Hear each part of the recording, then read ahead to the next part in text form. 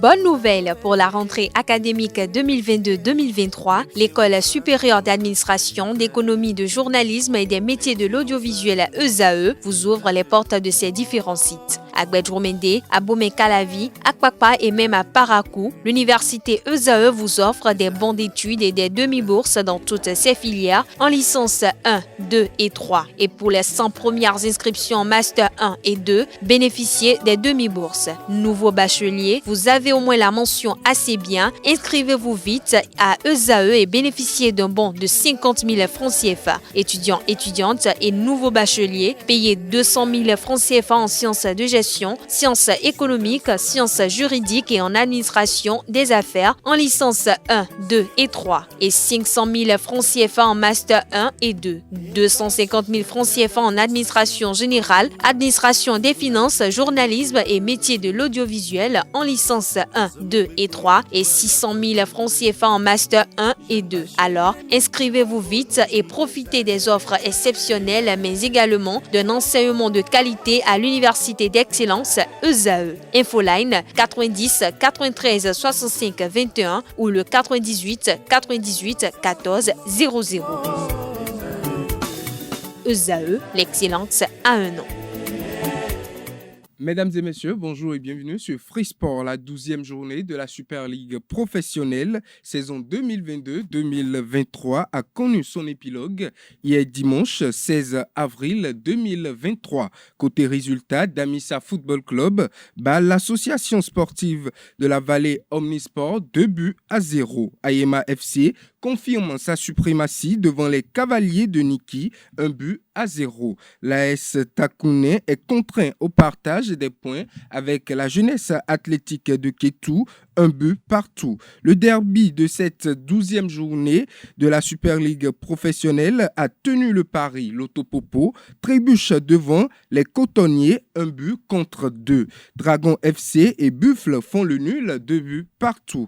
Dadje FC domine les Requins de l'Atlantique, 2-0 à Aplahoui. L'association sportive du port autonome de Cotonou et Dynamo d'Abomey se neutralisent sur le score de 0-partout. Match nul, 0 partout également entre l'AS Cotonou et le nouveau promu Banigansé. Avec ces résultats, Coton FC prend les rênes de la Super League professionnelle, suivi de Ayema Football Club et de l'Autopopo. Autre information, le président de la Fédération internationale de pétanque et de jeux provincial, Claude Azema, a été accueilli à l'aéroport international de Cotonou dans la soirée du samedi 15 avril 2023 par le président de la Fédération béninoise de pétanque, Yaya Garba, et son secrétaire général, accompagné du directeur technique national. Le patron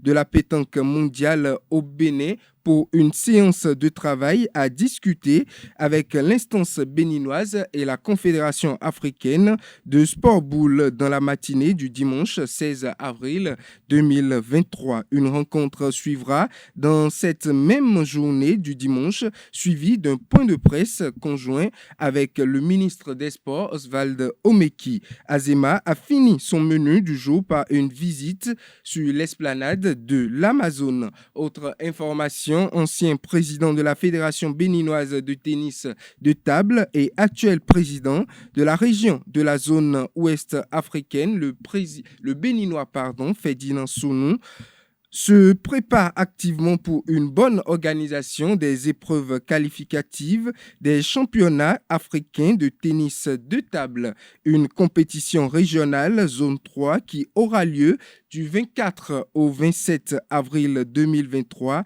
à Accra, au Ghana. Pour l'instant, 8 pays sont annoncés pour prendre part à ce rendez-vous. Il s'agit du Bénin, du Togo, de la Côte d'Ivoire, du Nigeria, du Sénégal, du Burkina Faso, du Libéria et bien entendu du Ghana. Pays hôte. À quelques jours du lancement des hostilités, toutes les dispositions sont prises pour que tout se passe bien sur le plan technique, matériel et organisationnel. Tout est mis en place.